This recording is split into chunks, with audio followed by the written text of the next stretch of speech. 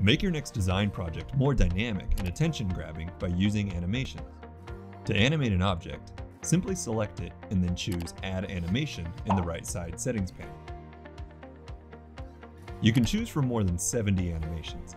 Have a look at their previews by hovering over the thumbnails and pick the one that fits your content. Next, you can set the animation's duration, add a delay, and change the distance for entrance and exit animations. It's also possible to set the animation to play once when visible, always, on scroll into view, or on click. Once you're ready, click Preview to see how the animation looks. If you want, you can also change or remove the animation here.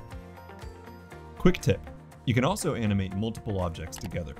Drag your cursor over a few objects and click Group Objects in the settings panel. Then add the animation. After you've added a few animations to your project, you can access all of them anytime by selecting Animation Overview in the project settings. Now it's your turn.